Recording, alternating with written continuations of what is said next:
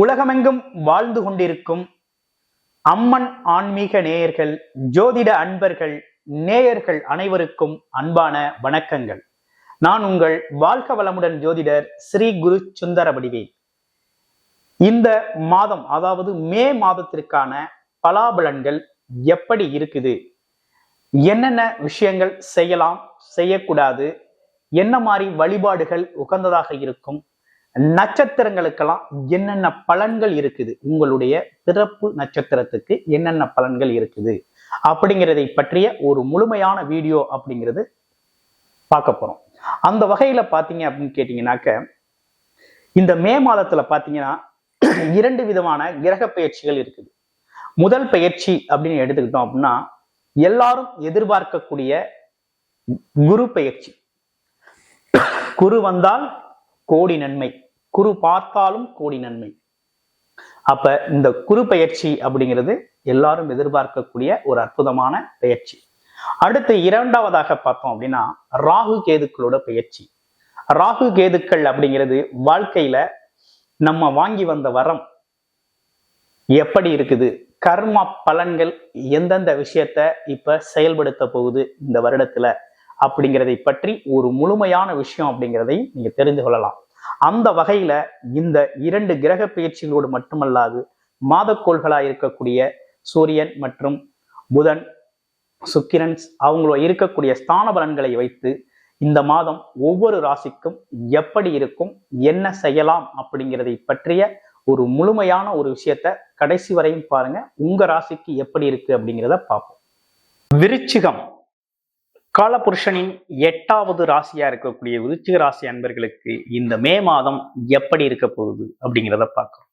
மே மாதம்னு எடுத்துக்கிட்டோம்னாலே விருச்சிக ராசியை பொறுத்தவரையில ராசிநாதன் அப்படிங்கிறவரு ராசிக்கு 9ஆம் இடத்துல போயிட்டு என்ன ஆயிட்டாரு, நீசம் அடைஞ்சிட்டாரு. அடுத்து உங்களுடைய ராசியில் இருந்து 5ஆம் இடத்துல சனி பகவான் சுக்கிரன் இணைவு பெற்று இருக்கக்கூடிய ஒரு அமைப்பு. ராசிக்கு 7ஆம் இடத்தில் குரு பகவான் இருக்கக்கூடிய ஒரு அமைப்பு.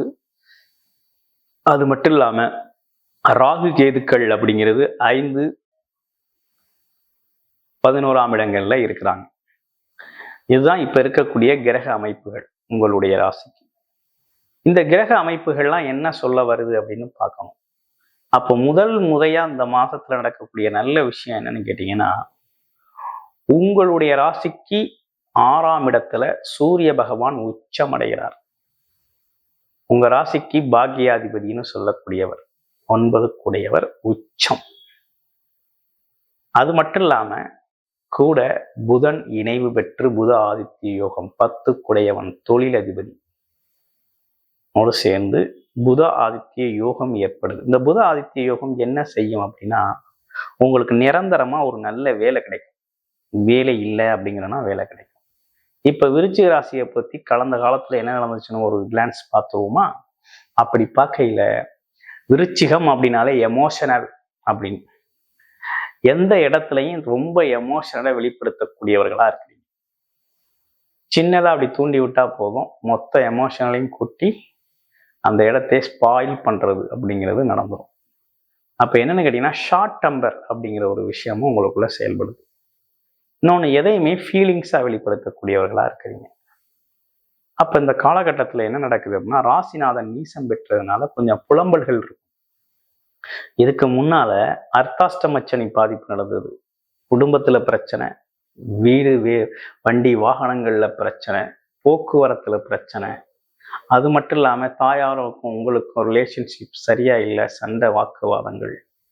அடுத்து பார்த்தோம்னா இடத்து பிரச்சனை, ஆமா பங்காளிகள் பிரச்சனை. அடுத்து பார்த்தோம்னாக்க உடல் ஆரோக்கியத்திலே பிரச்சனை. ஆமா, ஒரு நெருக்கடிகளை சந்திச்சவங்க நீங்க. பல்வேறு விதமான நெருக்கடிகளை சந்தித்தவர்கள் விருச்சிக ராசி அன்பர்களை பொறுத்தவகையில பல்வேறு விதமான நெருக்கடிகளை சந்திச்சவங்க. கொஞ்சம் நெஞ்சம் இல்லை, அளவற்ற நெருக்கடிகள், அலைச்சல், எதிர்பாராத அலைச்சல். கண்ணா அப்படின்னான அலைச்சல், மனம் சார்ந்த அலைச்சல், தடுமாற்றம், நெருக்கடிகளை சந்திச்சவங்க நீங்க. இப்ப இந்த காலகட்டம் எப்படி இருக்க போகுது அப்படின்னு பார்த்தோம் அப்படின்னா, ஒரு மாற்றம் ஏற்படுதுங்க நமக்கு. என்னென்ன மாற்றம் ஏற்படுதுன்னா, முதல்ல ராசிநாதன் நீசம் அடைஞ்சிட்டாரு.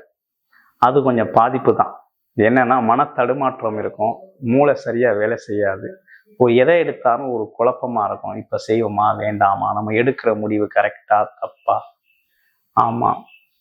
அதே போல நெகட்டிவ் தாட்ஸ், பார்க்குற ஆளெல்லாம் நமக்கு எதிரியாவே பார்க்கறது, நமக்கு நல்லது செய்கிறவங்க மாதிரியே பார்க்கறது இல்லை, கெடுதல் செய்கிறவங்க மாதிரியே பார்க்கறது, அந்த மாதிரி பார்வை கோளாறுகள்லாம் நடக்கும். இதெல்லாம் சரி செய்யணும் அப்படின்னா யோகா, மெடிடேஷன் போன்ற தியானம் போன்ற அமைப்புகளில் ஈடுபடணும். அதே நேரத்தில் வாரம் பார்த்தீங்கன்னா முருகன் வழிபாடு, சஷ்டி திதி நாட்களில் முருகன் வழிபாடு அப்படிங்கிறத செஞ்சுட்டு வரணும். அப்போ செஞ்சுட்டு வந்தால் ரொம்ப நல்லா இருக்கும். ஒரு முறையாவது இந்த காலகட்டத்தில் திருச்செந்தூர் போயிட்டு வாங்க, ரொம்ப நல்லது. சரி, ரைட்டு. அடுத்து இப்போ என்ன விஷயம் என்ன நடக்க இருக்கு அப்படின்னா, உறுதியாக வேலை கிடைக்கும். யோகத்தின் அடிப்படையில் வேலை உறுதி. அரசு வேலை அப்படிங்கிறத முயற்சி செய்யலாம், கண்டிப்பாக கிடைக்கும். போட்டித் தேர்வுகளில் ஜெயிப்பீங்க. உங்களுக்கான எதிரி தொந்தரவுகள்லாம் இருக்காது, மாறிடும். அவங்களாம் நண்பர்களாக மாறக்கூடிய ஒரு அமைப்பு ஏற்படுது. தொழில் சார்ந்த முன்னேற்றம் உண்டு. தொழிலுக்காக புது முயற்சிகள் எடுப்பீங்க. தெரிஞ்ச தொழிலே செய்யணும்னு ஆசைப்படுவீங்க. ஏற்கனவே ஒரு வேலை தெரியும், அதை சொந்தமாக செஞ்சால் நல்லா இருக்கும் அப்படின்னு சொல்லி அதற்கான முயற்சி எடுக்க இந்த காலகட்டத்தை நீங்கள் பயன்படுத்திக்கிங்க. இப்படிப்பட்ட விஷயங்கள்லாம் ரொம்ப நல்லா இருக்குது. அடுத்து ராசியிலே இருந்து 5ஆம் இடத்துல இருக்கக்கூடிய சனி பகவான் பிளஸ் ராகு பிளஸ் சுக்கிரன், இவங்கெல்லாம் என்ன சொல்ல வர்றாங்க அப்படிங்கிறத பார்க்கணும். அப்படி பார்த்தா ராகு பெயர்ச்சி அடைகிறார். 5ஆம் இடத்துக்கு பெயர்ச்சி ஆகுறது மட்டும் இல்லாமல் குருவோட பார்வையில் வேற இருக்கிறாரு. அப்ப பல்வேறு விதமான நன்மைகள் உங்களுக்கு கிடைக்க போகுது. பிரம்மாண்ட ஆசைகள் நிறைவேற போகுது. ஆமா, பல்வேறு விதமான ஆசைகள், எண்ணங்கள் நிறைவேறக்கூடிய நல்ல காலகட்டம். அதிர்ஷ்ட வாய்ப்புகள் நிறைய உண்டு, பயன்படுத்திக்கங்க. ரொம்ப சூப்பர். அடுத்து பாருங்க, அதே காலகட்டத்துல ராசிக்கு 6ஆம் இடத்தில் 5ஆம் இடத்தில் இருக்கக்கூடிய முக்கிய கிரகமான சனி பகவான், சுக்கிரன், 7க்குடைய சுக்கிரன் அங்கே இருக்கிறாங்க. இப்ப என்ன ஒரு விஷயத்துல கவனமா இருக்கணும்னா, கணவன் மனைவி விஷயத்துல கொஞ்சம் கவனமா கையாளணும். வீண் வாக்குவாதம் செய்யக்கூடாது. அடுத்து நண்பர்கள்ல வீண் வாக்குவாதம் செய்யக்கூடாது, கவனமா இருக்கணும். லிமிட்டடா இருக்கிறது நல்லது. அதே போல ரிலேஷன்ஷிப்ல இருக்கவங்க, லவ் பண்ணிக்கிட்டு இருக்கவங்கலாம் பிரிவினை ஏற்பட்டக்கூடிய வாய்ப்புகள் வருது. அதனால பேச்சுவார்த்தையில கவனமா இருங்க. நீங்க ஏதோ விஷயத்த சொல்ல போய் அவங்க ஏதோ ஒரு விஷயத்த புரிஞ்சுக்குவாங்க. அப்ப பேசுறதையும் சொல்றதையும் தெளிவா சொல்லணும், அளவா சொல்லணும். அப்படி பண்ணா நல்லா இருக்கும். அதே போல நண்பர்கள் மத்தியில் இருக்கக்கூடிய நட்பு சம்பந்தப்பட்ட, தொழில் நட்பு சம்பந்தப்பட்ட விஷயங்கள்ல கொஞ்சம் கவனமா இருங்க, ரொம்ப நல்லது. அடுத்து வேற என்ன குரு பயிற்சி அப்படிங்கிறது பார்த்தீங்கன்னா, ராசிக்கு 12ஆம் இடம் வெளிநாடு வெளியூர் யோகத்தை ஏற்படுத்துது. எப்ப அப்படின்னா மே 15க்கு பிறகு அற்புதம். வெளிநாடு போகணுங்கிற விருச்சிக ராசி நண்பர்கள் வெளிநாடு போகலாம். நிறைய நண்பர்கள் பார்த்தீங்கன்னா விருச்சிக ராசி நண்பர்களை பொறுத்தவரை வெளிநாடு வெளியூர் அப்படிங்கிறது போய் சம்பாதிக்கிறது அப்படிங்கிறது, அதிகப்படியான ஆட்கள் அப்படிங்கிறது வெளிநாடு போகிறது விருச்சிக ராசி நண்பர்கள் தான். அப்போ உங்களை பொறுத்தவரையில் வெளிநாடு யோகம் அப்படிங்கிறது ஆரம்பிக்குது. அடுத்து குடும்பத்திற்கு நிரந்தரமான ஒரு வருமானம் அப்படிங்கிறது இனி உருவாக போகுது. தடையற்ற நிரந்தரமான வருமானம் வரப்போகுது. குடும்பத்தில் மங்கள நிகழ்ச்சிகள் நடக்க போகுது. சேமிப்பு அதிகரிக்க போகுது. வாக்கு பலிதம் ஏற்பட போகுது. சொன்ன வார்த்தைகள்லாம் பலிக்க போகுது. அப்ப வார்த்தைக்கு மதிப்பு கூட போகுது. அதெல்லாம் நல்லபடியா இருக்கும். அடுத்து வண்டி வாகனங்களை மாத்திக்குவீங்க. இடம் பொருள் வாங்குவீங்க. அசை மற்றும் அசையா சொத்துக்கள் உங்களுக்கு கிடைக்கும். அதே போல பார்த்தீங்கன்னா தாயோரோட உடல் ஆரோக்கியம் மேம்படும். உங்களுக்கு மற்றபடி உங்களுக்கு இருந்த நெருக்கடிகள்லாம் மாறும். வீண் அலைச்சல், வெட்டி அலைச்சல், இடமாற்றம் சம்பந்தப்பட்ட விஷயங்கள்லாம் கொஞ்சம் சரியாகும். இப்படி பல்வேறு விதமான யோகங்களை பெறக்கூடிய மாதம் இந்த மாதத்திலிருந்து உங்க வாழ்க்கை பயணத்துல பல்வேறு விதமான மாற்றங்கள், நல்ல மாற்றங்கள் நிறைய நடக்க இருக்குது. உங்களுடைய பிறப்பு ஜாதகத்துல என்ன தசாபுத்தி அமைப்பு இருக்கு, கோச்சார கிரகங்கள் இவ்வளவு அழகாக நன்றாக இருந்தும் உங்களுக்கு நடக்கல அப்படின்னா உங்களுடைய பிறப்பு ஜாதகத்தை எடுத்து பாருங்க, என்ன தசாபுத்தி அமைப்புகள் இருக்குது. 1, 5, 9 தசாபுத்திகள் நடக்குது அப்படின்னா கண்டிப்பாக உங்களுக்கு நல்ல விஷயங்கள் நிறைய நடக்கும். 2, 11 தசாபுத்திகள்னா லாபம், பணம், முன்னேற்றம் சார்ந்த விஷயங்கள், ஆசைகள் நிறைவேறுதல் அப்படின்னு அற்புதமா இருக்கும். குடும்பத்தின் மங்கள மகிழ்ச்சிகள் நடக்கும். அடுத்து 4, 6, 8, 12ஆம் இடங்கள் தசாபுத்தி நடந்தால் உங்க வாழ்க்கை கொஞ்சம் சிரமமாக மாறும்.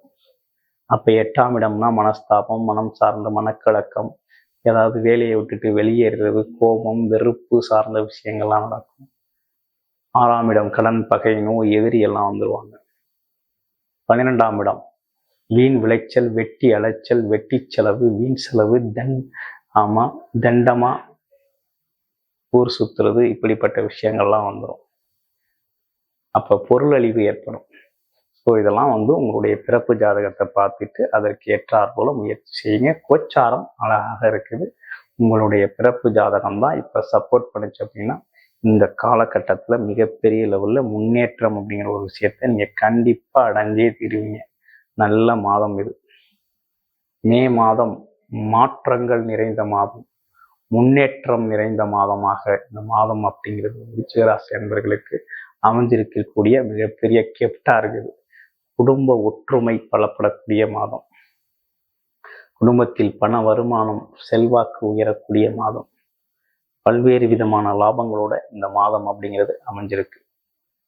அப்ப நல்ல விதமா நல்ல ஒரு குட் வைப்ரேஷன்ல இந்த மாதத்தை தொடங்க ரொம்ப சிறப்பாக இருக்கும்.